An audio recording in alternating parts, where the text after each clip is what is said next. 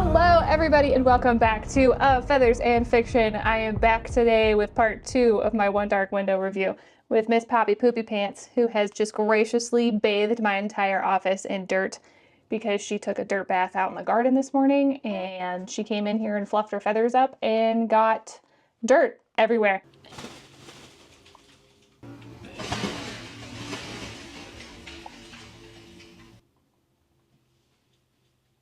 That's all I do is dig holes, eat, and sleep. So that is her lovely contribution today. Anyway, so we're gonna go into part 2 of this review. I tried to look cute, but I don't know if I succeeded. I really just wanted to wear this shirt because it matched my little accent nail. I don't really love the neckline on this shirt, but yeah, I tried to do something cute. I don't know if it worked. But first, you know what we gotta do. She knows the drill. She's raring to go. Gotta give her mealworms first. Pops. Wah! Get over there, you little dirt ball. Dirt all. Here's the mealworms. Okay, we're gonna go over here and eat them, okay? Yep. I'm covered in dirt. Let's just jump in where we left off, okay? Okay, so we left off in chapter 17. If you recall, I believe Elspeth was talking with Fenrir and Moret, Raven's parents, about they're catching her up to speed on like how many cards they had. And then she tells them, hey, I know somebody who owns a well card just down the street. We can go, like, you know, if all else fails, I at least know where another card is located. So she, of course, the man she's referring to is her father. Chapter 17, Elspeth has meandered her way out into the Castle U gardens, which are left uncontained, unmanaged. I don't think anything grows super great here anymore, again, because of the fog and the mist that, you know, chokes out all the sunlight, so everything's just kind of like dead, but kind of gives a nice gothic ambiance, if you will. Elspeth is out wandering through the gardens. She's braided herself this little like flower crown type thing that she's wearing. And Raven, he was back at Stone, and he returns to Castle U, and he comes out and he finds her in the garden. Elspeth is reflecting on how ever since she reached out to the Nightmare for help when she was attacked by the Highwaymen, aka Elm and Raven, on the road, ever since then, the Nightmare's presence and thoughts and everything have been so much more vividly loud inside her head. She finds that it's like alarming, but also she doesn't quite mind it.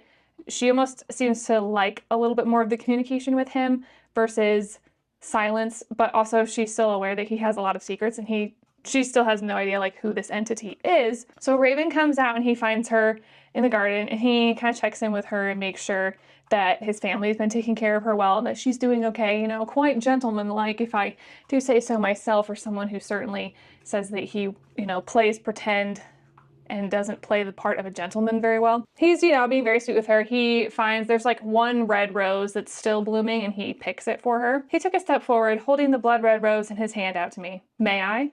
I looked at the rose, then back at his face. Trees, that face. Austerity and beauty. An imperfect, breathtaking statue.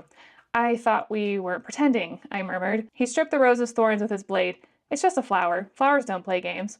He offered it again, once more asking my permission. May I? Which I thought, again, this is cute because he's like asking for her consent. He's being very gentle with her. She accepts the rose, and he weaves it into the little crown that she's made on her for herself. Raven asks if she would kind of like a tour of like the exterior of the castle, and she's like, sure. He notices that she's got her crowfoot charm in her hand, or on her, and then he tells her that she won't need it and hasn't needed it for the last 18 years, and this is because the mist does not affect infected people. She's been, you know, carrying this charm around and holding onto it for dear life, not knowing that she didn't actually need it at all. So he gives her a tour of the garden, and that has a pathway that leads out to these ruins. And these ruins are apparently from, I guess at one point in history, there had been another castle there. This castle that is now in ruins is older than Stone. And he tells her there's only one room that remains standing. The Nightmare, as they're talking about this, he kind of like flares to life in Elspeth's head.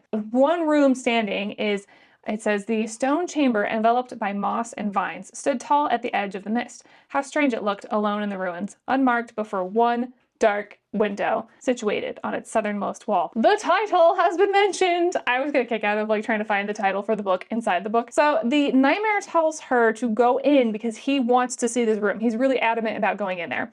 And Elspeth is like, nope, I'm not doing that right now. So she denies him that, and he's like, you know, like just mad about that. Raven he continues to like give his little tour and chat away, completely oblivious to the fact that Elspeth is having this like inner argument with the nightmare. She asks Raven about the nightmare card. When he uses the nightmare card for too long, he doesn't see a creature or anything like that, but he hears, it says he hears him, but it's not really a creature telling him his darkest fears. It's just this taunting voice.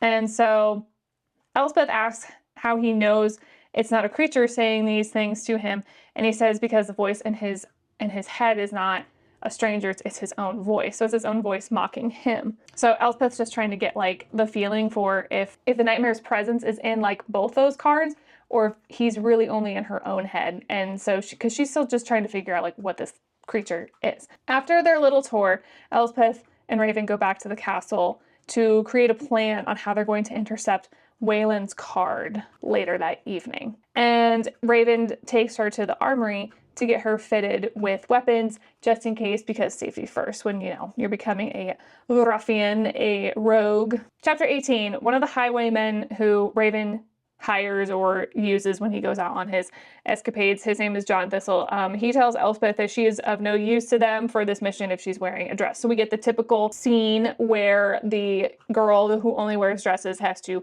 put pants on for the first time. And of course, you know, like she's mortified that she's got to wear pants, but they've also kind of have to hide the fact that she's a woman too, just to give her a little bit of secrecy, to hide her identity a little bit better. So they give her clothes to go change into, and of course, you know, she's feeling really out of place and really self-conscious because she's wearing pants. The nightmare shot hot air out of his nostrils. By the trees, they're just leggings, Elspeth. But, you know, again, it makes sense that she feels naked and exposed because she's never had to wear pants before, so it would feel pretty weird. But I did like a little bit of the self-awareness and the fact that the nightmare kind of called her out on the fact that she was being silly about wearing pants. Raven is like 10 out of 10. He's all there for the pants. He's like, heck yeah, Batman. Like, look at that figure. Holy Hera. You know, maybe if...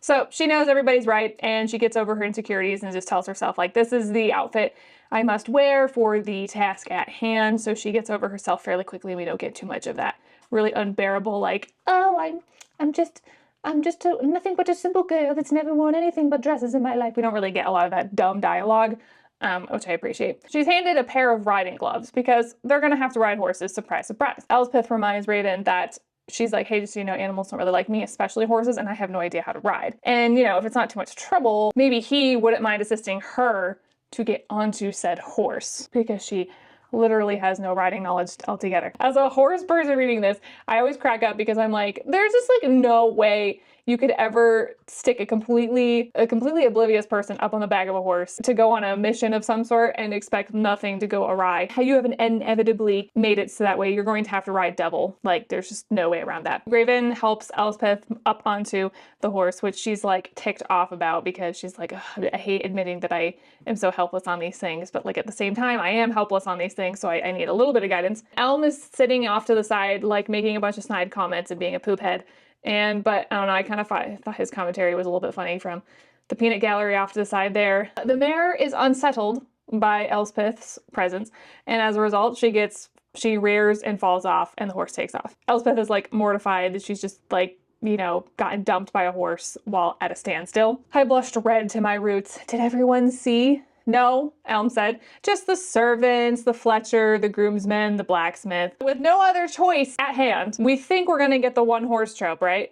But we didn't get it in the way that we were expecting. Raven puts Elspeth on Elm's horse with Elm, much to his complete dismay. So for all of his smart aleck comments, he gets a little bit of payback with then having to take Elspeth with him. But, you know, much like his demeanor, Elm rides horses much the same way, which they say he's pitiless and abrasive. So Elspeth has to hang on for dear life not to fall off the horse. When they get to their destination, Elspeth dismounts and Elm lets out this like wheezing breath and he's like, trees, he coughed. Grip tight enough. Felt like I was wearing a corset. Personally, the one horse trope for me is not a favorite, okay? I have ridden double before with someone. Not a guy, mind you, but I have had to ride double before, especially when I was younger as a kid. Even as a kid, I remember just how painful riding double was. And unless you're riding bareback with no saddle, if you're riding like in front of or behind someone's saddle, it's not a comfortable, fun experience. It's not romantic, it's not hot, it's painful. It's usually not great for the horse either, so I don't really love the one horse trope, but I do again like how the author took the one horse trope and kind of inverted it and gave us a little bit of a different twist to it. I was like, haha, I think that's kind of funny because everybody's probably like, oh, bummer, like they're not riding together. Poppy, you're a hot mess, but I just want you to know you're my hot mess. She's cleaning her beak off, that's what that is. Hi. They've reached the place where they're going to ambush this wagon train. Elspeth is handed a knife and a mask to cover her face to hopefully hide her identity. Elspeth tells him that she cannot believe that she has now joined forces with the people who attacked her on the road a few weeks ago. Oh, the irony of the situation. Raven sucked in a breath. Had I known who you were, you would have, what, been a bit nicer? My nostrils flared. I was alone on the road. You were awful, the both of you. Not one of Raven's finest moments, that's for sure. Raven tells her that he came back to the spot in the road where he and Elm had ambushed Elspeth just to see if they could find her again. Poppy, what are we doing here? What are we doing? What? What? You had a whole cup full of mealworms already. You ate those really fast. Bless you. Gosh, you're such a hot mess. I do love you for it though. Okay, you have to get over here on your mat, you dirtball. Yeah, I'm talking to you. So yeah, Raven tells her that he came back to the road for 3 days, hoping to be able to find her again and explain himself for, you know, his roguish behavior. Apparently his mother has a prophet card that allows her to see future events. She saw a vision of Elspeth on the road, which is why he and Elm attacked her. However, the prophet card leaves holes in their understanding and the details are never fully fleshed out. So yes, you can get like a peek into the future, but you don't really get all the context. He tells her that it pains him that he might have hurt her and he apologizes sincerely for any harm that he may have done. And I'm just like, good, you grovel in the dirt, boy. Grovel. Elspeth graciously responds, I extended my hand. You're forgiven on one condition. The invisible string tugged the corners of his mouth. What's that? When our hands touched, heat moved into my cheeks. Call me Elspeth, I said. We're about to commit treason together after all. Camaraderie! Just then there's a shrill whistle that echoes throughout the trees. That's their signal. The wagon train has arrived. It's showtime. Chapter 19, there's dirt everywhere from Poppy Poopy Pants. I love her dearly, but she is such a hot mess. Chapter 19, slight issue pops up because there are too many people in this caravan. Elspeth can see the Iron Gate card, which is in the first carriage, but then she also sees the light of 4 black horses and a scythe, which means that Hoth, Prince Hoth, is here, and that's a problem. Elspeth points this out to Raven, seeing that he didn't mention they'd be fighting Destriers. I believe I'm saying that correctly this time around, hopefully. Apparently, he wasn't aware of this either. Raven is still game to get the Iron Gate card, despite the increased risk. Elspeth tells him it's in the first carriage, so they just decide to go with the flow and get the card because they need the card. Raven pulls Elspeth after him and drags her with him so that way she can clearly point to like where the card exactly is. As soon as she gets an exact location of where the card is, he sends her off the road to hide until it's safe. But as she's running away to hide, she runs smack down into her father, which she was not expecting. He gives her a sharp bump in the face with his elbow, sending her hurtling to the ground, because obviously he doesn't know it's her. She gets back up to her feet, see that her father is now locked in combat with Elm, and her father has the upper hand, and if she doesn't do anything, Elm's gonna get hurt. So she's a little conflicted, because, you know, Elm at this point has been quite a poop head towards her, and she's like, meh. But she's like, Elm's going to die if I don't intervene. She asks the Nightmare for help again, and she kicks her father in the diaphragm, knocking him off his feet. She has this like weird moment, this like weird power trip. I stood over him, a wicked smile twisting my lips as I balanced the tip of his dagger to his throat. Be wary the blue, I said, my voice melding with the Nightmare's oily tone. Be wary the stone. Be wary of shadows and water hath shown. Your enemies wait, the wolves stalk the gate. Be wary the shadows, the water hath shown. This really freaks her father out, but also I think at this point we know that whenever the Nightmare kind of like channels and speaks through Elspeth, her eyes turn into like the weird golden cat eyes, so that would be kind of freaky. So she knows that he can't recognize her because her eyes are glowing gold. Jesper yanks her away from her father, pulls her into the woods, but another destroyer comes out of the mist and knocks Jesper to the ground. So in an impressive show of skill, Jesper knocks the destroyer out despite being injured. She starts to panic when she realizes that she's dropped her charm. Remember, if you don't have a charm and you're not infected, you basically go mad and the mist takes over your mind. Now that she's dropped her charm, the effects of the mist are almost instantaneous and she starts to like lose her mind. Lost to the mist, Jesper runs off and Elspeth loses sight of her. She tries to run after her, but goes to hide when she sees Hoth coming, out of the mist or whatever. Hoth seems aware of her presence, calling out like who's there. And so she goes into hiding. Elspeth is filled with terror and stays silent, waiting for him to walk away. After she waits a couple minutes for Hoth and the other destroyers to disappear, she slides out of her hiding spot and goes back to trying to find Jesper because she's only got so much time. Raven told Elspeth that she doesn't need her charm because she's infected, so the mist doesn't have an impact on her. So she stupidly left her charm at home.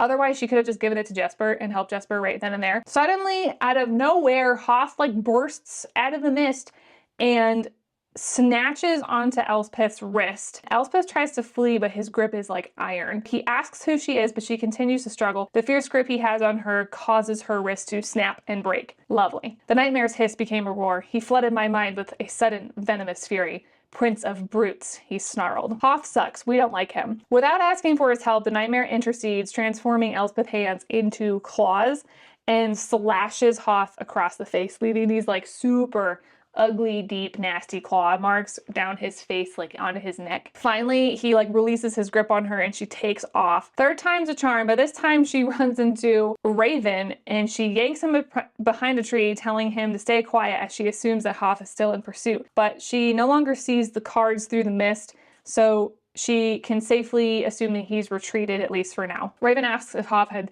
seen her and she says yes, and that he broke her wrist. The captain's eyes flashed. He reached for my injured arm, but I flinched away. We don't have time. Jesper, she's lost her charm. My boots dug into the dirt as I pulled him away from the tree. We have to go back, now. They finally find Jesper and give her a charm because I believe Raven has his on him all the time.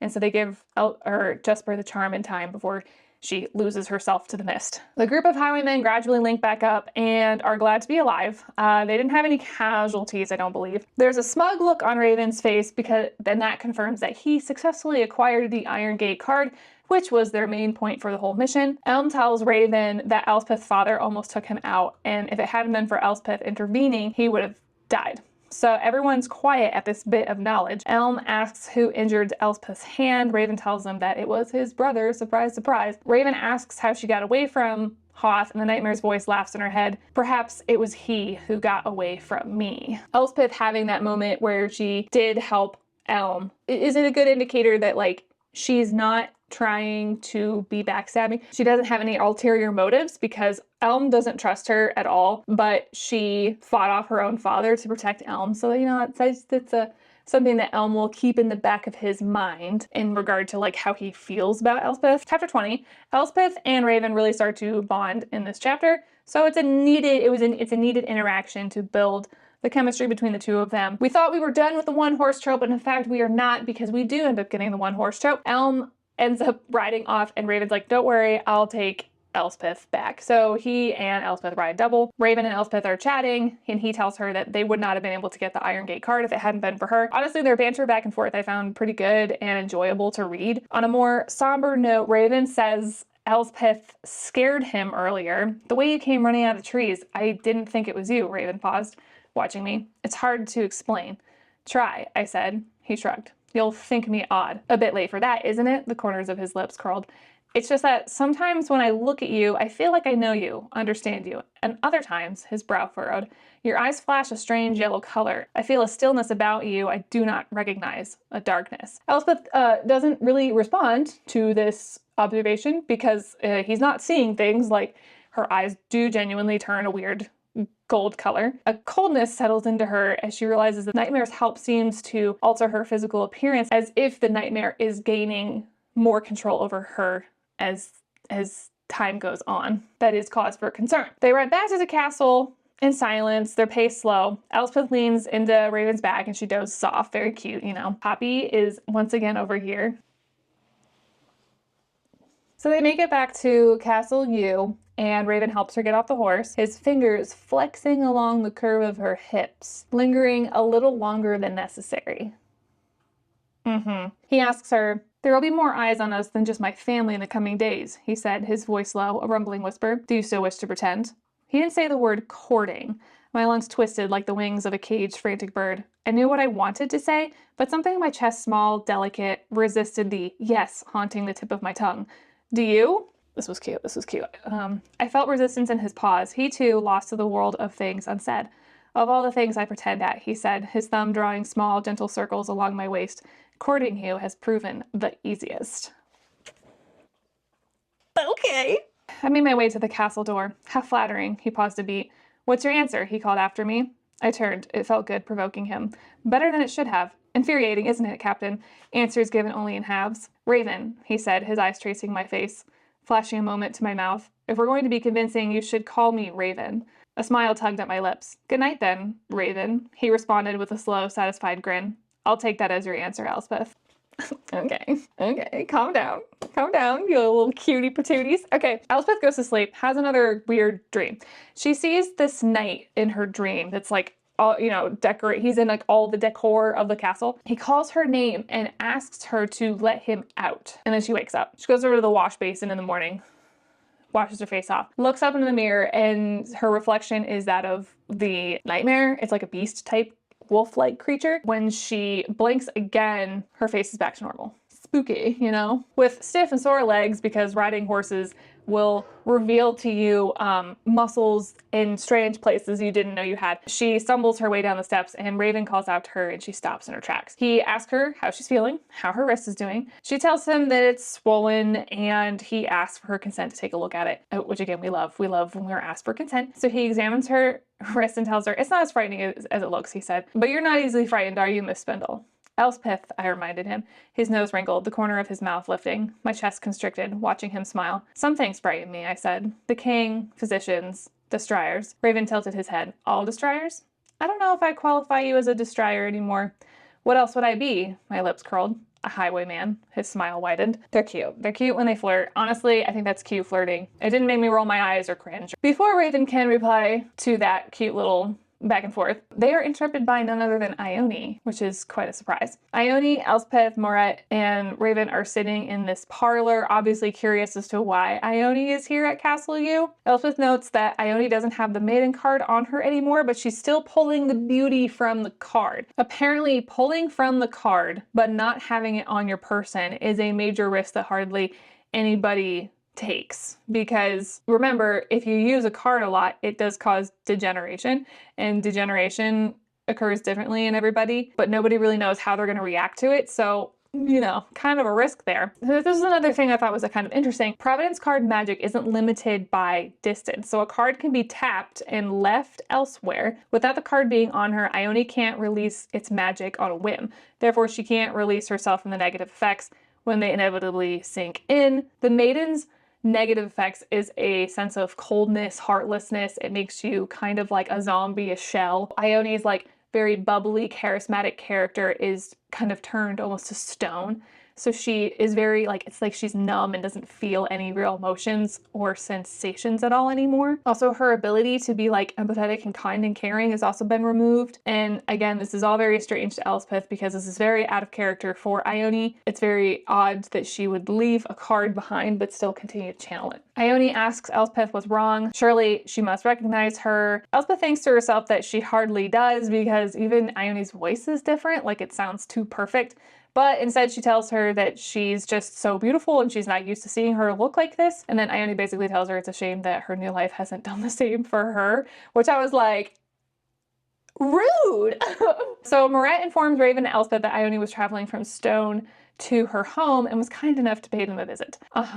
Despite missing her so much, Elspeth can't shake the feeling that something vital has changed between the two of them. There's a tension between them that hadn't been there before. Ione fills her in on like the conclusion of Equinox of Court and the King.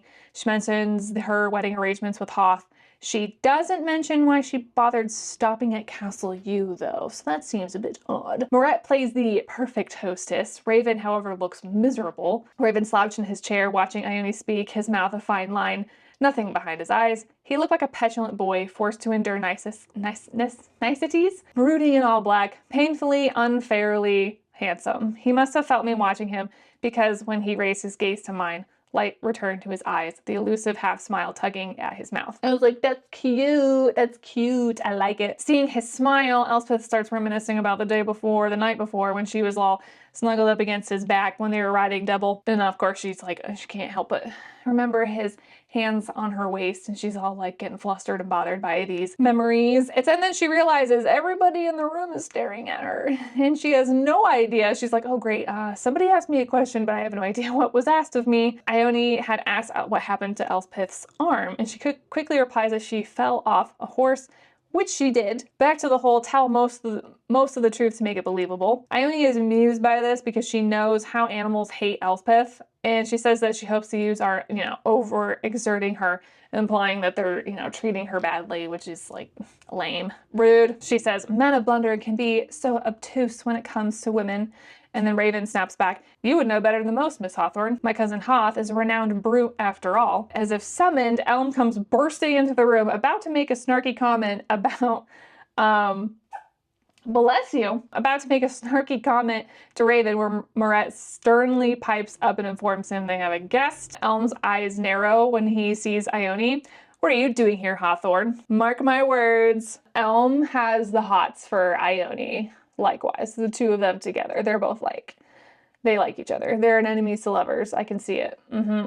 Then finally, Ione reveals that she's there to see Hoth because apparently he and the Destroyers are there to train. Jump to chapter 21. Ione and Elspeth follow Raven and Elm out to the courtyard. Ione asks if she heard the news that Hoth was attacked the night before by a group of highwaymen.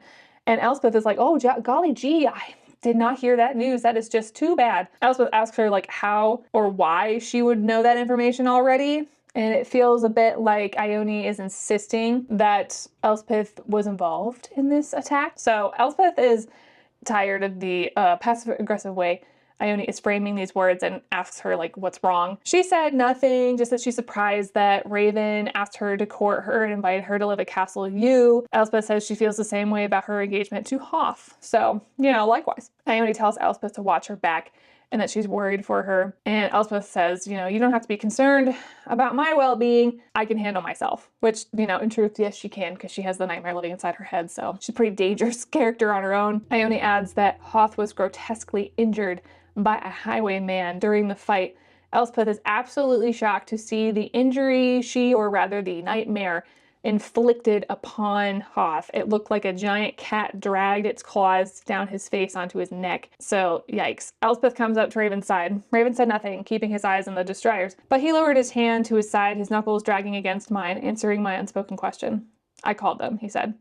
Raven explains that they train when they're away from Stone and that clearly they're in need of training. Raven all along called the Destroyers to come to Castle U for training because he's like, you guys got your butts whooped really bad and that's a shame. So I'm gonna put you through the workout of your life. That's what they're all doing there. Hoth approaches them and asks why Jesper is not with them for training, because remember, Jesper is also a Destroyer. Raven tells him that she's sick and resting, and Hoth demands for her to make an appearance as they need everyone present, but Raven refuses, protecting his sister. Ione eyes Hoth with a look of like sheer hatred while he's sitting there like demanding for Jesper to be present. So we quickly know like Ione really hates Hoth, which we know that Hoth is like a dirtbag. He's awful. However, it seems like the two of them haven't really known each other or interacted very long to like know each other that well, but Ione has like a distinct hatred towards Hoth. She's not in the least bit attracted to him. So Hoth fills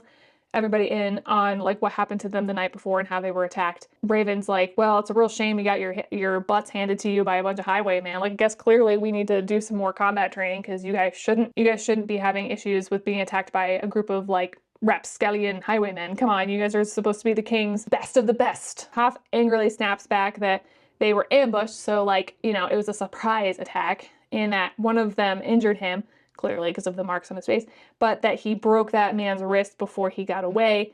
And then Ione gives Elspeth's wrist a side eye, so clearly they're all onto each other here. They begin training, but really it just turns into Raven and Hoth kicking the crap out of each other. Raven ends up breaking Hoth's hand by brutally stomping on it. He's clearly quite pissed by what Hoth did to Elspeth.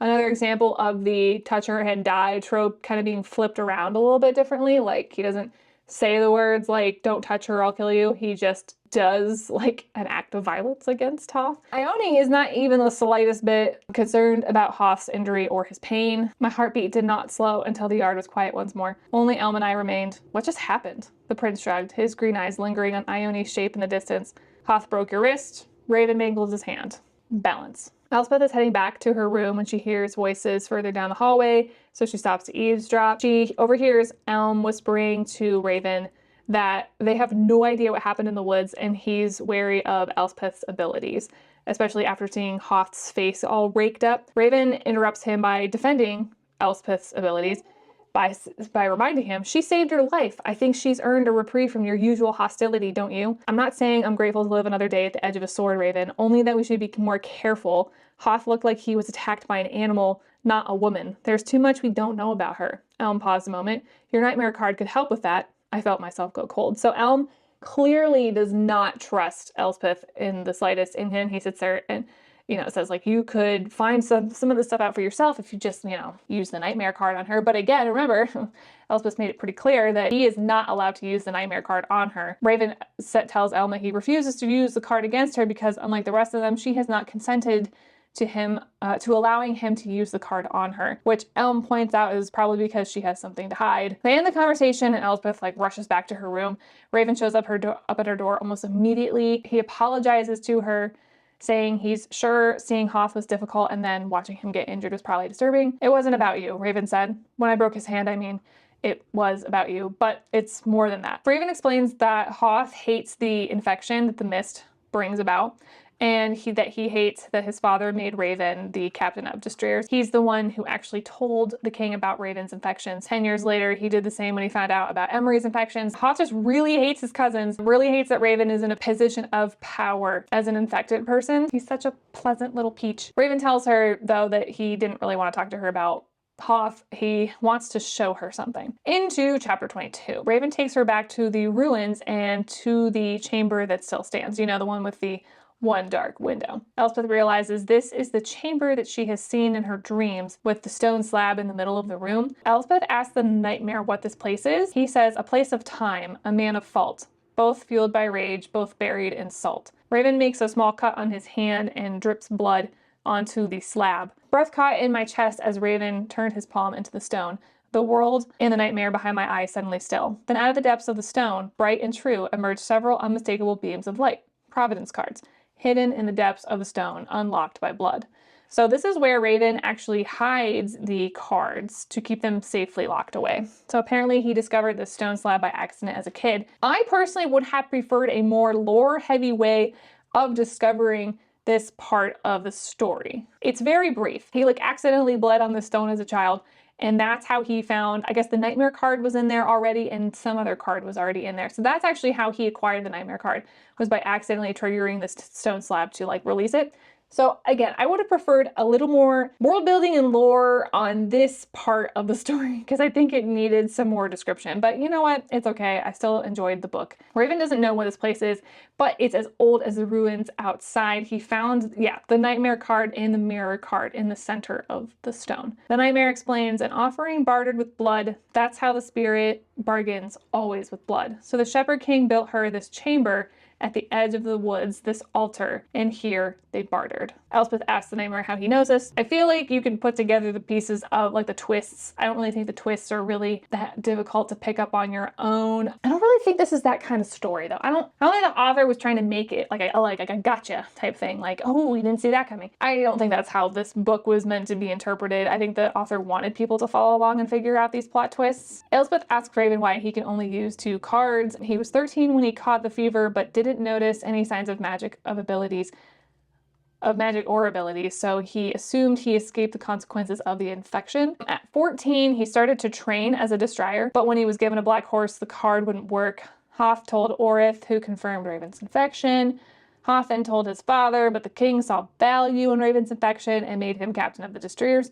Without the black horse, he became a better fighter than the other destriers. The chalice also didn't work for him or against him. No one could see him with the well card, and the scythe had no control over him either. So, hi puppy, you're so cute. I love her. Hi. Hi. My little dirt ball. Every year Raven loses the ability to use another card, so the mirror and nightmare card, possibly twin alders, are the only ones left. So if they don't collect the deck and heal his infection, he won't be able to use the Providence cards at all. He admits he rarely talks about this with anyone but Elm. Raven is more of a brother to him than his own biological brother. The youths took him in as their own when the king turned away from him, and Hoth like brutalized him at Stone, like was straight up like abusing his brother. Raven goes to put the cards away, but Elspeth tells him that she needs to learn how to do it, so in case anything happens, there's somebody else who knows how to close the stone. She cuts her hand, lets the blood hit the stone, and seals the cards back up. So it's just a simple procedure. Raven says, just a small cut, he murmured. Nothing too deep. No need to scar those beautiful hands. If there was pain, I hardly felt it. Something else was stirring in me. Not quite pain, an ache. He's so sweet. He tells her, like, I don't want to scar your hands. So the sexual tension is quite high, as you might assume, and they're standing really close together. Raven looked up, his gaze lingering on my mouth before climbing to my eyes. His fingers slid to my wrist, languid in their journey. I can feel your pulse. Your heart is racing, he said. I highlighted that quote because I remember how I mentioned before that the author does a good job in dialogue of creating a little bit of like inside jokes between the characters. So a character will say something and then it's brought up later on, and it kind of builds a sense of camaraderie between the two characters. So that your heart is racing is one that she will bring up again. They inch closer to one another. Elspeth says she doesn't know why her pulse is going so crazy. And I'm like, girl, yes you do, because you think he's hot, you like him. When he leaned closer, I closed my eyes, his mouth a whisper from mine. His voice caught at the edges. Is this you pretending, Elspeth? He said, the tip of his nose grazing mine. Because if it is, his breath stirred my eyelashes. You're very good at it. Okay. That's another part too, where again, earlier, Raven asked Elspeth, is this you pretending? And then, she asked him, is this you pretending? So I do appreciate how the author will bring those things back up. I think it's cute. So they do in fact share a little bit of a kiss. As it deepens, Elspeth opens her eyes, and over Raven's shoulder, she sees the knight that she's been seeing in her dreams. He's just like there, lingering. His eyes are strange and yellow. He tells her to let him out. And this makes her rip away from Raven, fighting to suppress a scream, but the knight is gone. This illusion of him has disappeared, and Raven is startled. He goes to ask what's wrong because he's assuming that like he did something wrong, or she's like freaked out by him. And she just says, like, I have to go, and she runs out of the chamber. She asks the nightmare if she's losing her mind and demands for him to tell her who the man is and why she keeps seeing him. He is a vestige of the past, haunting the chamber he built for the spirit of the wood. Nothing more than a memory of a man who once was. His voice grew harder. A man I once was. Dun dun dun. This strange night that she keeps seeing is actually the nightmare. So the nightmare did have like a human form at one point. She gets back to her room to puzzle out the pieces, but things are starting to fall into place. So the night on her carpet and pictured throughout the castle is the same one in her dreams. I put my hand to my mouth, fingers shaking. My voice came out hollow. But that would mean I absorbed your soul when I touched the nightmare card, which makes you the Shepherd King. A growl, a sneer.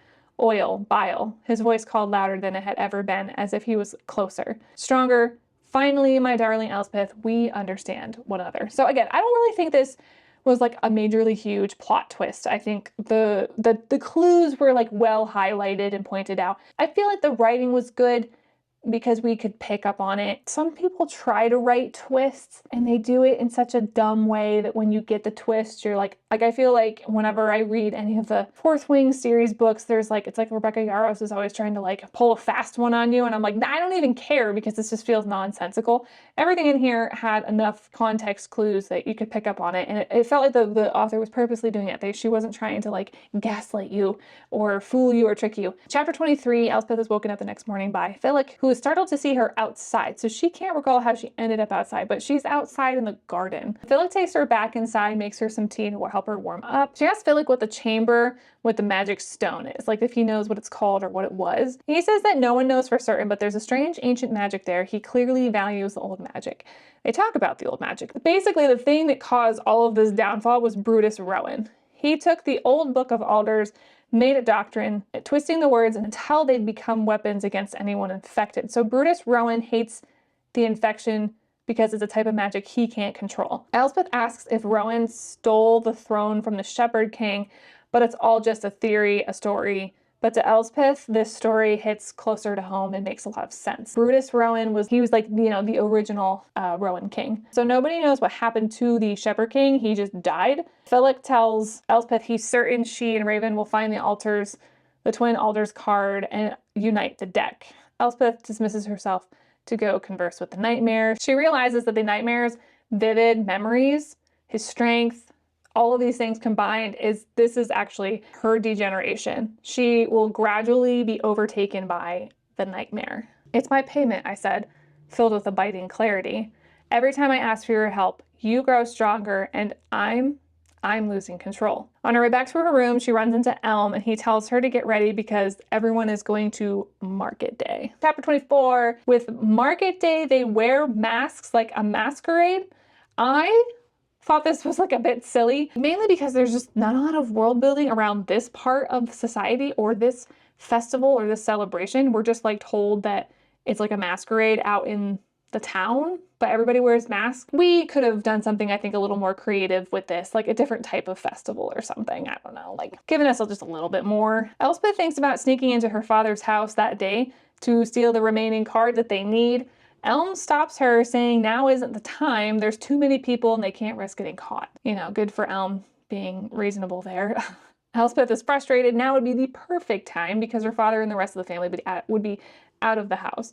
She's worried she's running out of time to unite the deck and free herself of the infection. So she's acting a little bit more reckless because she realizes her degeneration is kicking up a notch and she's like, oh crap. This whole time I thought maybe I wasn't degenerating, but it turns out that I am closer to fully being taken over by the nightmare than I initially anticipated. She wanders off on her own, wondering what it would feel like to just let the nightmare take over. Would she feel pain or simply fade away? Raven finds her and he offers her his hand. The nightmare warns her that she's running out of time and she needs to tell Raven the truth. She's about to explain why she ran off on him the night before, and he tells her that may have been for the best. She takes this as a rejection, but then he explains he's resisted her because he's afraid of what he feels for her, what he wants to do with her. He's just as afraid of the future as she is. So I do kind of like this, again, with there's a little bit of miscommunication there, but then Raven explains himself. So I appreciate that we didn't heavily rely on big miscommunication issues to cause drama in this story. I appreciate that. I hate the miscommunication trope so much. Elspeth tells Raven that he is the reckoning,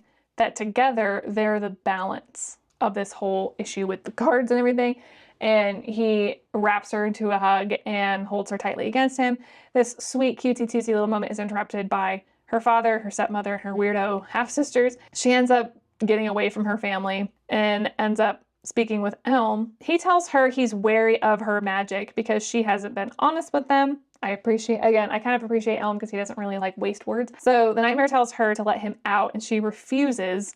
This is her body, not his. What's yours is mine when the shadows draw near. You asked for my help, and now I am here. With your eyes I do see, with your ears I do hear. There's no going back. This is payment, my dear. Then suddenly a destroyer comes through the crowd, telling others to make way. An infected child has been arrested, and will be dealt with all of Blunder as a witness. So that's great, you know, this nice happy day festivities, and we're gonna have to watch literally somebody get beaten to death. Not cool, right, Pops? Oh, you're so sweet, Pappy Poops. Oh, are you trying to cuddle me? Chapter 25. The father and mother of the infected child are being punished in the town square for housing their son instead of turning him in. They'll be lashed, then forced into the mist where they will eventually be lost and die. Most of the townsfolk are like really disturbed by this display of what was supposed to be like a happy ceremonial day. Turns out Hoth is the one that ordered for this to all to take place with all of Blunder as a witness because he's The world. Elm and Elspeth race off to look for Jesper and Raven. The infected boy is brought out to watch his parents be turned into the mist. Then he will be taken to Stone where he will most likely be murdered. So that's super great. Elspeth tells Elm that they have to do something. She convinces him to give her his cloak to hide her likeness, and they switch masks. So Elm confronts Hoth, telling him that he's gone too far. Scythe against Scythe, Elm uses his to convince the prisoners not to continue any further into the mist, with him causing a distraction. Elspeth creeps closer to the boy. So I thought that was kind of cool. Elm uses his Scythe card to hold the parents back from rushing into the mist. Raven and Jesper approach, and Hoth punches Elm in the face and breaking his concentration, so the boy's parents are released from the Scythe's influence and they head further into the mist. Elspeth uses this pandemonium to mask her attack, so she asks for the Nightmare's help and collides with Orith Willow. Orith Willow is the one that's holding the boy captive, and so the physician tries to stop her, and she knocks them off. The boy gets free, and Elspeth goes after him, tugging him into the mist with her. She has to release the boy in order to deal with Hoth's right-hand man, Lyndon. So Lyndon's also like equally a horrible, nasty brute.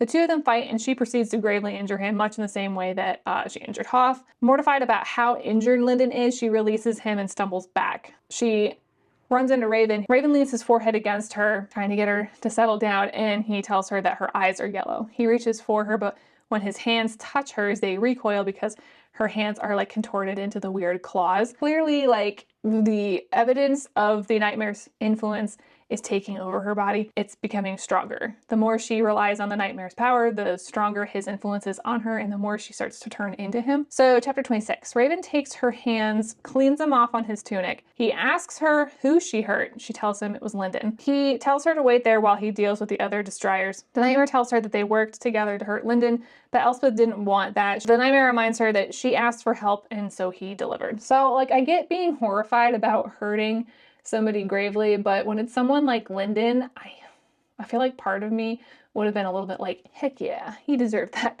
because he's The worst. Raven returns to her side and then asks like what the heck happened, how this all took place. She tells him that she couldn't let Orith take the boy back to Stone, so she freed him and took him into the mist. She gave him her charm so that he might be able to save his parents. Raven then asks why her eyes are yellow. I can't tell you. I said, more forceful than before. You won't want anything to do with me if I do.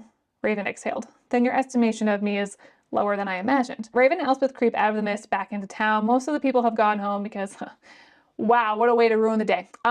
They join back with Elm, who's standing off to the side of a group of destroyers, and Hoth. Still alive then, he said, looking at me. I slipped him his cloak. And you? Fit as a fiddle. He raised his sleeve to his face, wiping his nose.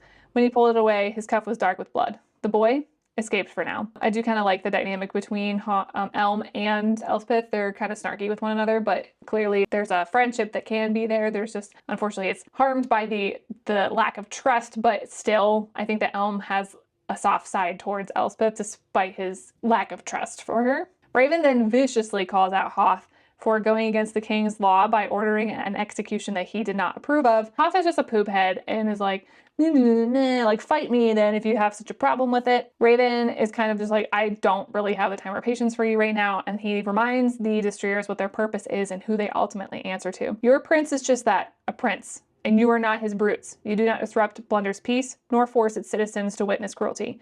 You are as shadows, silent and swift. Most essentially, you are keepers of our words. Wary, clever, good. Is that understood? Go off, Raven. Raven then walks away from the group and Elspeth follows. He ends up telling her that Jesper will search for the boy and his parents. Apparently they have like a secret hideaway where they take and shelter infected kids and their families. We don't get any real explanation or world building or exploration of that concept, like, at all. which again, this is where the world building on some of these parts is too minimal. Like, I wish we got a little bit more context there. But again, this is like a fairly short book. So, you know, if you're somebody that's really into like heavy lore and world building, you would find this book probably kind of flat and lackluster. But I still enjoyed the book for what it was. As they're talking about this new revelation, they get word from his father that they're needed back at Castle U immediately. I forget how they get word. I think they use Providence cards to communicate, if I'm not mistaken. So anyway, they head back to Castle U. Chapter 27, back at Castle U, it turns out that Emery had escaped Stone and ran home. So geez, I don't know how long of a trip that is, but sounds kind of lengthy. So they all run to the library and Moret is in front of the hearth clutching Emery to her. He is not well. He is very sick. He's thin. His lips are blue and he's chilled. So after he's warmed up, Emery and Elspeth talk. He remembers her from their last meeting. He tells her that the U's are descendants of the Shepherd King. Raven and Elm groan because they don't believe this to be true, but apparently this is something Emery believes in full-heartedly. Elm points out that this is the part where Emery tells him his Rowan ancestors destroyed the Shepherd King's castle. Emery tells him that's a fair assumption considering the Rowan lineage is steeped in violence. An argument between Elm and Emery is quickly shut down by Fenrir, who points out that this topic never ends well, so they just should wrap things up. Raven tells Emery that he can stay the night at Castle U, but he's gonna have to take him back to Stone in the morning. Otherwise, they're gonna have, you know, issues on their hands. While they're eating food, Elm states that he needs to talk to Raven. Raven says he has his full attention. Then Elm tells him he thinks he's a fool for not going after the Iron Gate card while they all had the chance that day. Was it the Iron Gate card? I don't know which card it is. Well, I think it's her father has the, yeah, I think her father has the well card. Yeah, Elm thinks it was dumb that Raven didn't take advantage of the fact that the Spindle house was empty. So he was like, yeah, you really missed an opportunity there to get the well card. I coughed into my wine. I practically begged you to go into Spindle House with me and find the well. Elm waved a hand in my face. I didn't say it was a bad idea, only that it wasn't the right moment. He wrinkled his nose. And I wasn't about to give you the satisfaction of having a semi-intelligent idea, Spindle. I wanted to reach over and wring his long Rowan neck. Elm is a little bit of a pot stirrer. Elm continues that there will be hell to pay at Stone because Elspeth maimed a destroyer and botched an arrest of an infected child, and he says that whatever her magic is, he doesn't trust her. So they all start arguing about Elspeth. Mind you, Elspeth, they're all sitting in the same room together. Raven argues that all of them going after the card would have been foolish and someone would have seen them. He wanted them to be all accounted for on market day, or at least there, in case the two brothers that are there's twin brothers that are I think the hired highwaymen help or something like that. Raven had sent those two guys to go get that card. So he wanted everybody else present at market day. So that way, if the other two brothers got the card, they'd have an alibi. So no one could accuse them of being the ones that stole it. No one knew that he had sent the twins into the Spindle house to look for the card. Elm asks when he planned on telling them all this. And Emery sitting there, he goes, I love when they argue. Emery said into his soup, keeps my weak little heart beating. Poor Emery sitting there. I imagine him like hunched over a bowl of soup, like with blankets all over him, and he's like very sickly, like sipping soup, and he's like, oh, this is good for my soul. Fenrir assumes that the Ivies were unsuccessful in finding the card, and Raven shakes his head. Elspeth is infuriated because she could have found it. Raven reminds her that the risk was too high of getting caught or seen, yada, yada, yada. So if you're caught stealing, no matter your station, you are subject to an inquest by the Chalice card, and it's very difficult to cheat a Chalice. Jesper returns later that night. The boy and his parents weren't found. Lyndon, the dude that Elspeth like wrecked his face, he is alive, but just barely. People gradually begin retiring for bed. Raven, Elspeth, and Elm remain at the table. She looks at Raven and finds that he's already watching her. I didn't know where we stood, the captain and I. The violence of market day had taken the fragile, unspoken thing budding between us and shoved it back into shadow. I held his gaze, searching for cracks in his unshaken smoothness, longing for them. Elm looked up from his second glassful, his green eyes flickering from Raven to me. Bloody trees, he muttered, hoisted himself out of his chair. Raven and Elspeth are sitting there like making really intense eye contact with one another, and Elm is just like, I'm getting out of here. Fenrir also picks up on the odd sexual tension in the room, and he also just gets up and dismisses himself. Once alone, Elspeth finally breaks down and admits she's degenerating, but she can't tell him the details yet. She's never told anybody. After she's admitted at least now that she's degenerating, and she's sobbing her eyes out about it, because obviously that's pretty frightening. Raven wipes her tears away and assures her that they're so close to uniting the deck. Hang in there a little while longer. The mission's almost complete and we can get you healed. Emotions are high and Elspeth wants to lose herself in Raven. They start making out as one does. Things are getting heated. They realize they're doing this in the parlor, and that may not be the smartest decision because, you know, you're out and there are people around.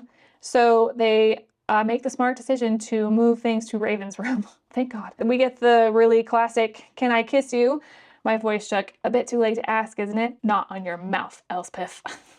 Still gets points for asking for consent. I actually really liked this quote here. It felt painful saying what I wanted out loud, like flexing an underworked muscle. I wanted to make a joke of it, to play coy, to tease him. Anything that would stop me from feeling vulnerable and exposed, the distance between us rapidly closing. I think this was a very well articulated feeling that a lot of people have in regard to admitting what they want, especially during intimacy. It's hard to be vulnerable. It's hard to put words to feelings. You feel embarrassed, ashamed for those types of things. So I thought that was very well worded, very relatable. So they do, in fact, smash. It's not overly explicit. I would say it's like 2 pages.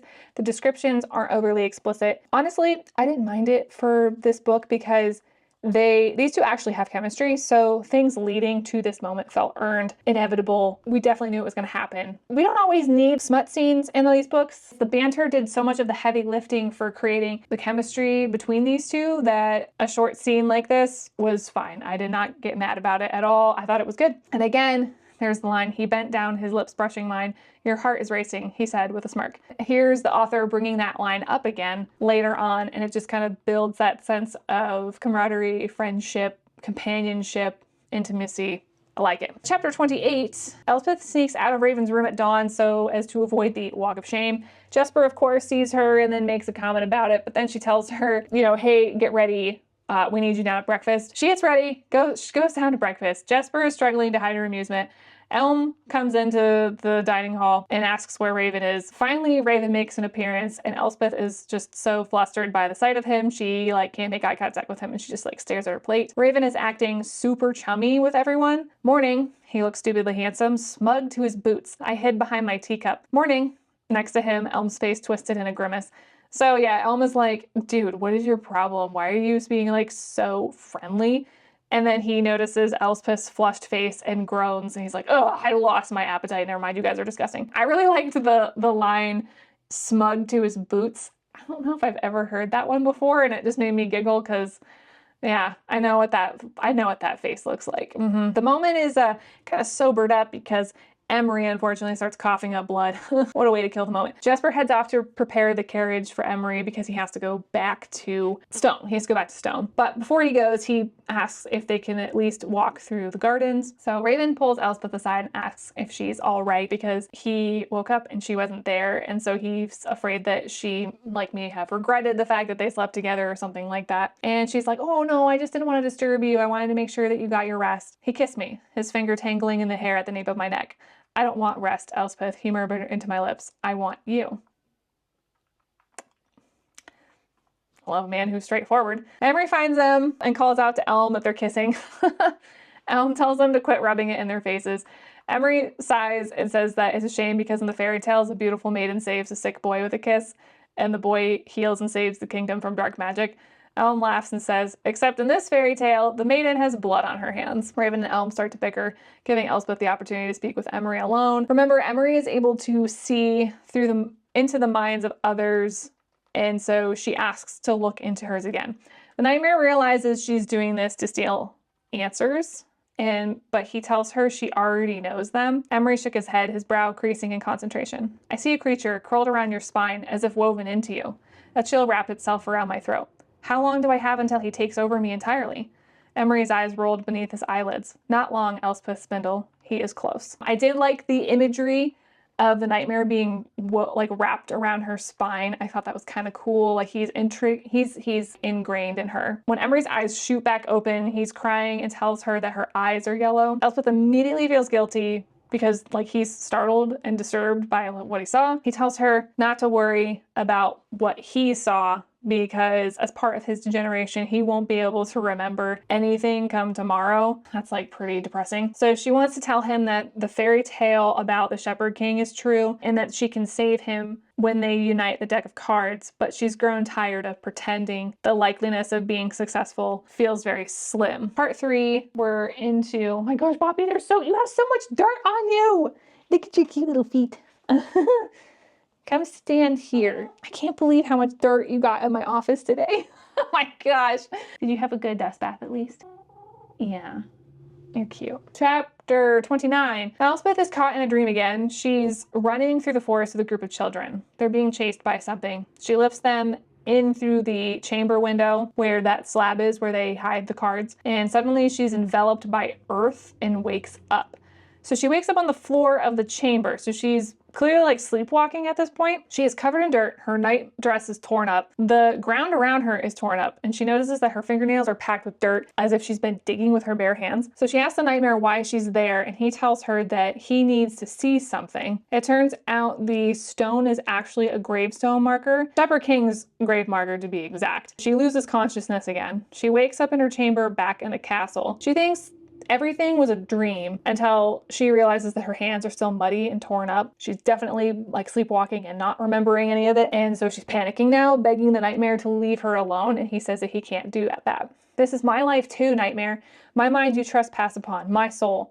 A soul I protected, he said, a sharp edge to his voice. If I had died, so too would you have, nightmare. Don't for a second pretend you did all this because you care for me. The Shepherd King is dead, I said once more, and you are a monster. So the nightmare reminds her that she has such little time left. The clock is ticking. So there's been like a little bit of a time skip here, which I didn't mark super thoroughly in my notes. But anyway, Elm and Elspeth are heading to Spindle House because it is her half-sister's naming day. Jesper and Raven have been at Castle Stone for the last week because the king was really ticked off at the Destriers' blatant show of ineptitude during market day, so they had to go to the castle for a week of training. Raven is coming to Spindle House, and she and Raven together are going to go to this naming day event with their heads held high, and they're going to steal the well card.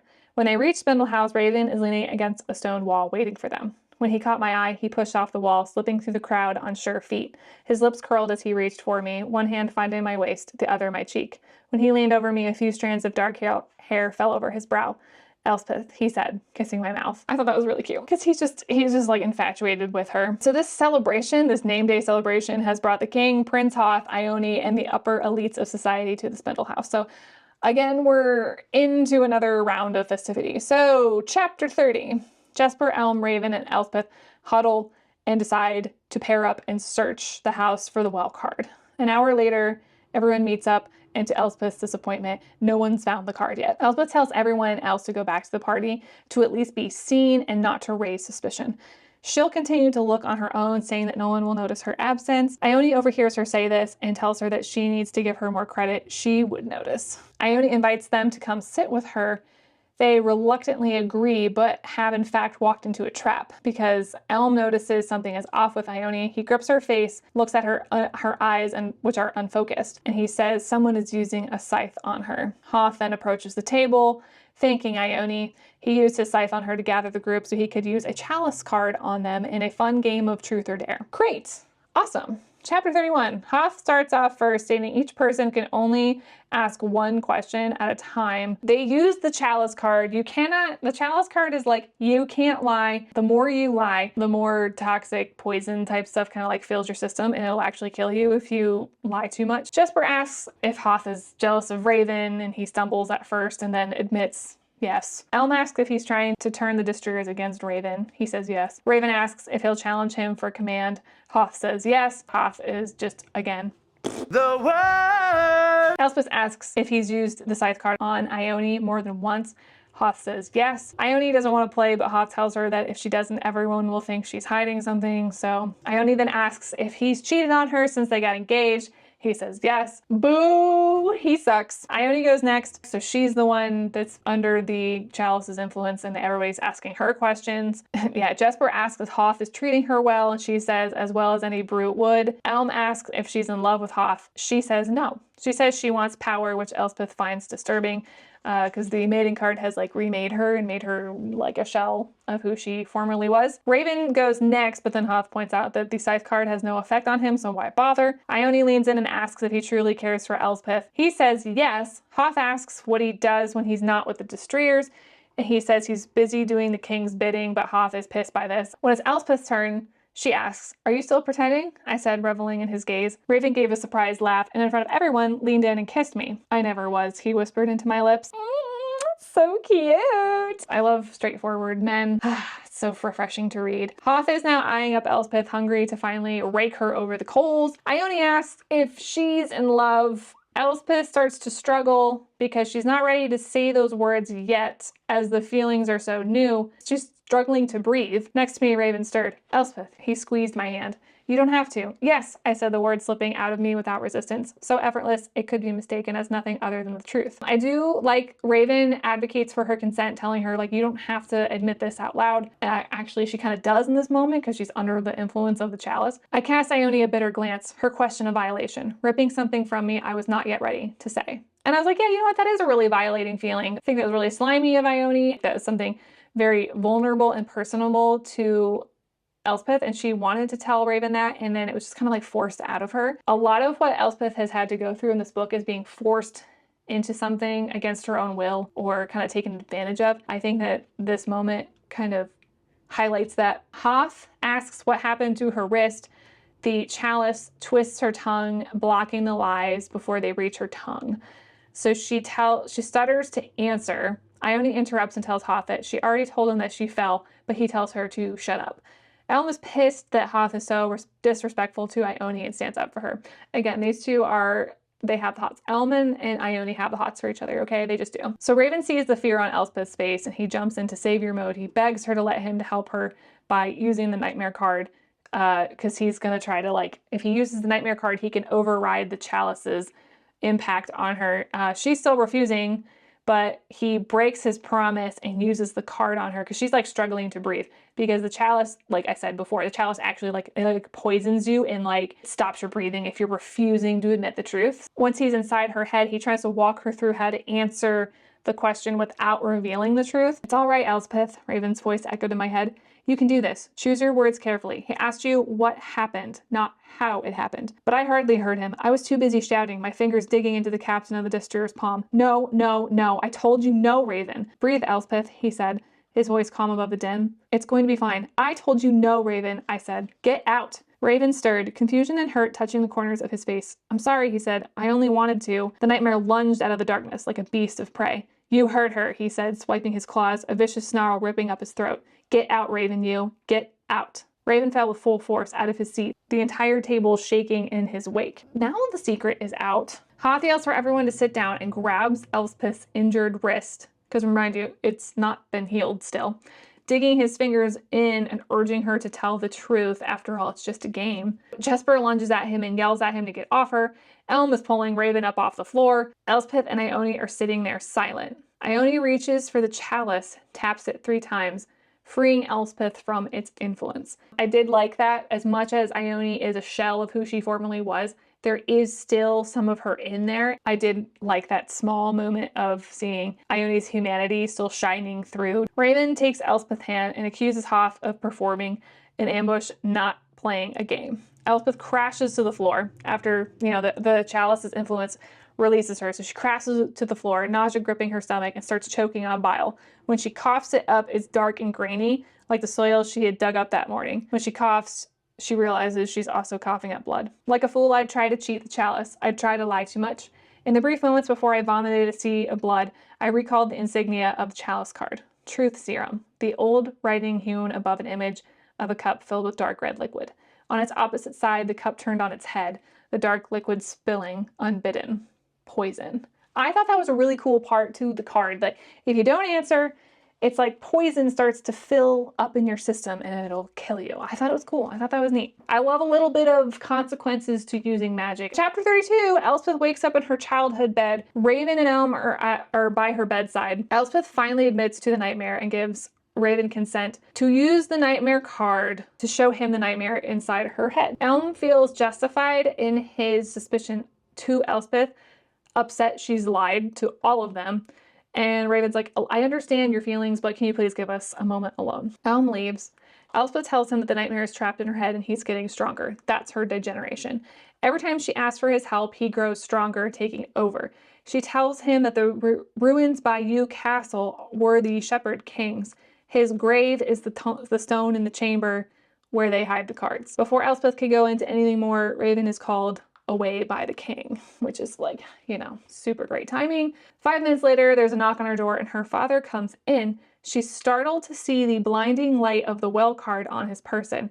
Her father asks if she's all right after he heard about her using a chalice. She tells him it was Hoff using it on her, and then her father warns her that Hoff is a terrible person and she should keep her distance from him, which is like, yeah, thank you, father, for that lovely tidbit nobody had, you know, thought of before this point. He asks her how she feels about Raven and she tells him, like, I really like him. So then her father places the well card at the foot of her bed and says, your mother gifted me this card when we wed, he said, his voice low. Her father had given it to her, but she wanted me to have it. He tells her that she doesn't have to give it to Raven or anyone. He admits that if he could go back in time, he would do things differently. I wish we would have gotten more just description and details on her mom and like her mom and dad's relationship. I don't think we ever really got much of an explanation as to what happened to her mom. We just know that her father truly loved her. That's another part of the world building that was so lax, that this book was already it was already so good as it was. If we just would have gotten a little more context into some of those things, I think that would have made it even better. This would have been probably a 5-star read had the world building actually just been a little bit more fleshed out. You know? So after the kind of brief, a little bit cryptic conversation, he slips out of the room. Elspeth gets dressed and heads downstairs to the galley. Raven sees her on the stairs and goes to her. His face is unreadable as he approaches. He tells her he's going on like a patrol and will be back in the morning. She apologizes for not being honest with him about the nightmare. He apologizes for breaking his promise and invading her mind. And she says that she should have told him earlier but didn't know how. He kisses her forehead, tells her to be safe. Had I known they'd be my last words, I'd say to him aloud, I might have chosen them differently.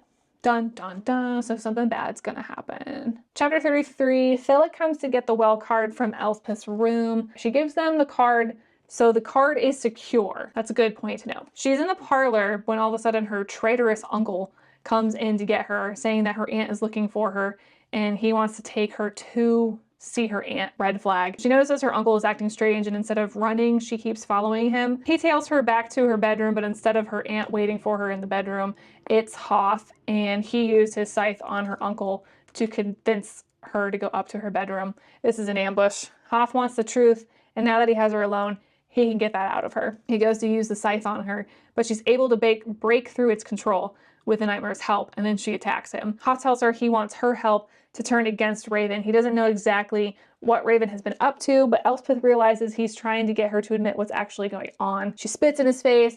He punches her in the face. She calls out for the nightmare's help. He delivers, and the two of them together beat the tar out of Hoff. He also beats her up too. They're like beating each other up, but Orith Willow shows up at the end of the chapter. Chapter 34, Orith confirms Elspeth's magic by using his little claw thing in her blood.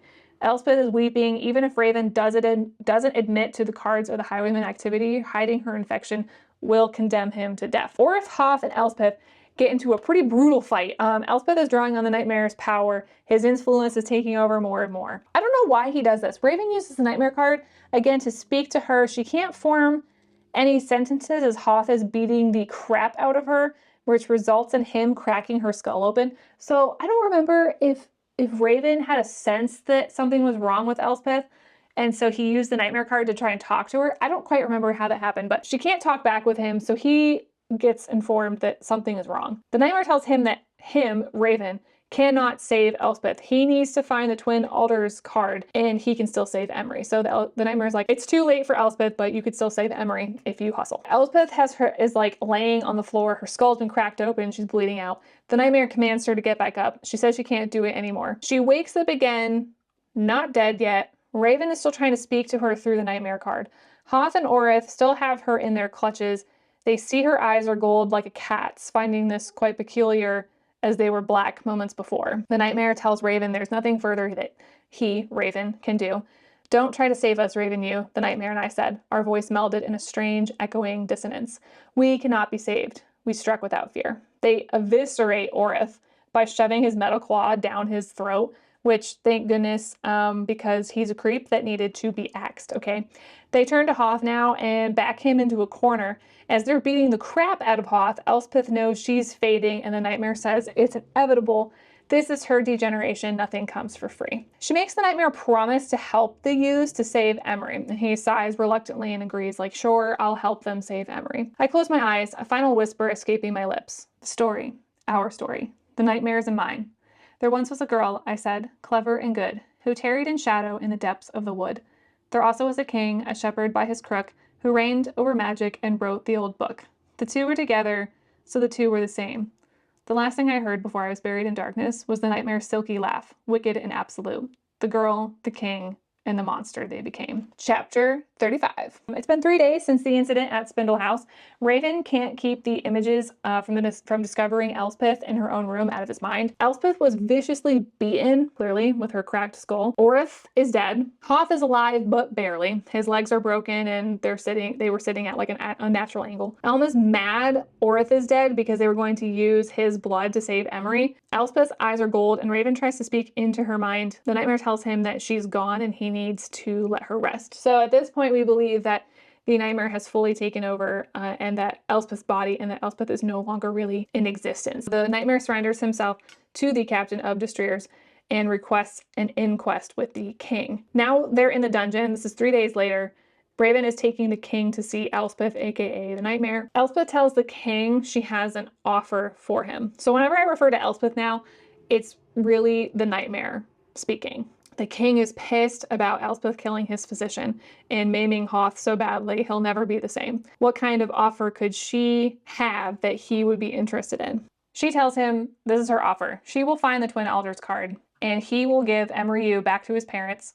And then the king says that he needs Emery's blood to unite the deck, but Elspeth said he won't need it anymore because she will trade her life for Emery's life. He will get the Twin Elders card, unite the deck. She's the only one that can find it because she's the only one who knows where it is. That's where the book ends. I do like we get some description of how kind of like freaky and weird she is now because Elspeth's no longer Elspeth. It's the nightmare is just using her body as a vessel.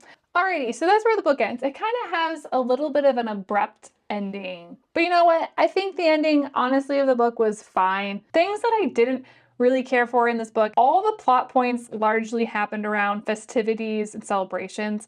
The immersion in these activities was quite lacking, and I think things could have been mixed up a little more.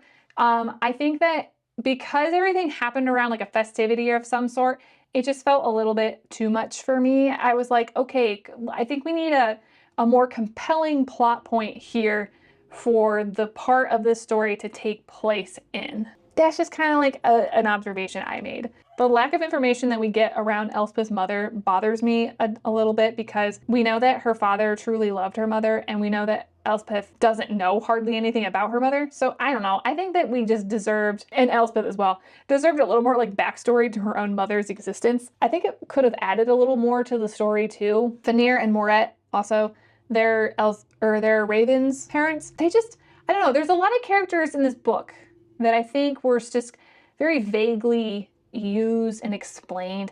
Jesper is another one. That's Raven's sister. Jesper is another one I think is kind of glazed over a bit. I think some of, the secondary characters just felt a little bit too bland and boring for me. Like I just didn't really care a whole lot about them. Attention and love was put into Elm, for sure.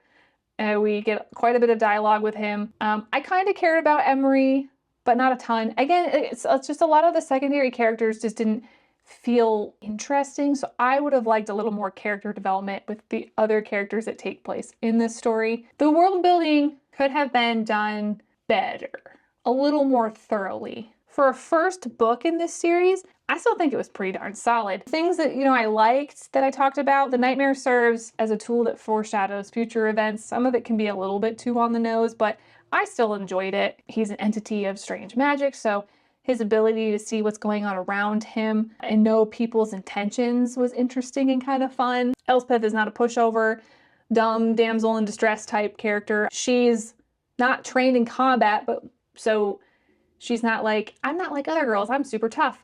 She doesn't ever have a moment like that. She's like, oh no, the only reason why I'm terrifying is because I have a monster living in my head that gives me strength when I need it. Elspeth is not afraid to shed tears, and it's never depicted as a sign of weakness, which I love that. I like how the author subverts tropes. It's humorous, but I think it's done well. The girl has to wear pants. Elspeth feels exposed, and the nightmare tells her to get over herself. The one horse trope. She has to ride with Elm first, and then she gets to ride with Raven.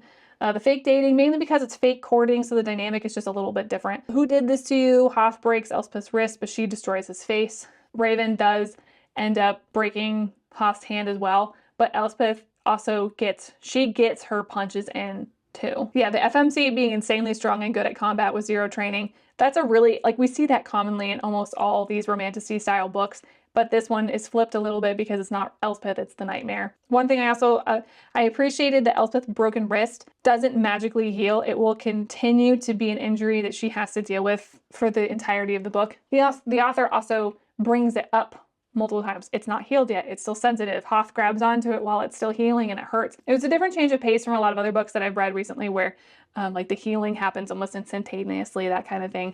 Love the fact that Raven has a hooked nose. I love characters having noticeable, unique features. Raven uses his nightmare card on Elspeth without her consent early on.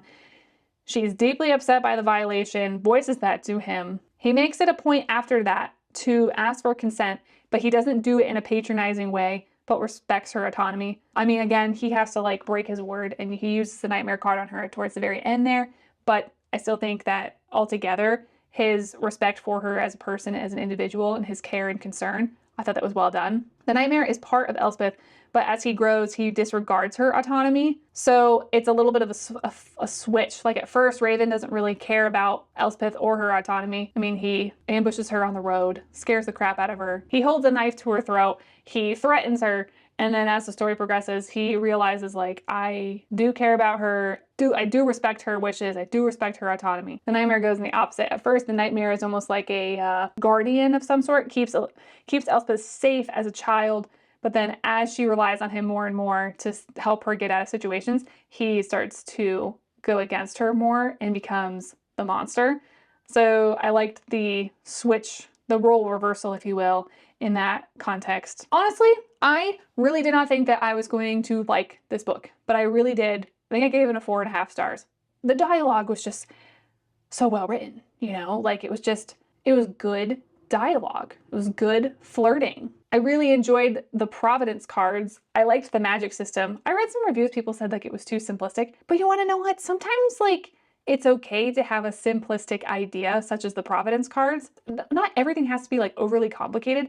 I liked the fact that anybody could steal a card or get a card. It wasn't beholden to one person, and that you could tap into it and then leave it somewhere and then go to the ends of the earth and it would still work. I thought that was kind of cool.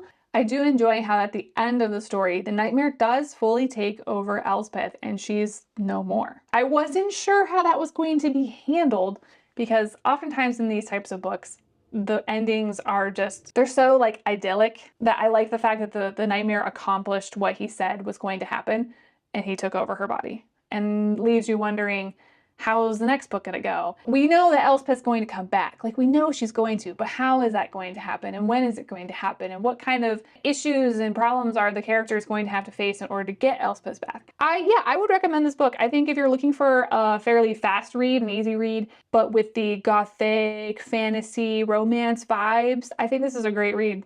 One Dark Window was a book talk recommendation that I definitely took my time getting to, and I was pleasantly surprised about how good I thought this book was. So not everything on TikTok or Book Talk is bad, but just a lot of Book Talk recommendations are not a hit with me. So I never know what to expect. Thank you everyone so much for listening to part 2 of my review of One Dark Window. I'm going to get started on Two Twisted Crowns and start getting that outlined. So hopefully I have that review for my next one coming out. I'll probably have to split that one into parts too because I talk way too much. So hopefully you enjoyed this review. Hopefully you enjoyed hanging out with me in Poppy Poopy Pants today. She's taking a nap again. My little dirt ball. Fun fact, Poppy is 3 years old now. Can you believe that? Feels like it was just yesterday when you hatched. What a fun surprise she's been. She's literally like my best bud. Anyway guys, thank you so much. If you like what I'm doing here, like, comment, subscribe, so that way YouTube knows that you guys like my stuff. I will see you guys in the next one. Toodles! I suspect you're gonna poop on me. You're so cute. Poppy! Here, this isn't the best shirt for you to roost on because it kind of moves a lot. Oh, I'm so sorry. I'm so sorry. Oh my gosh, there's so much dirt.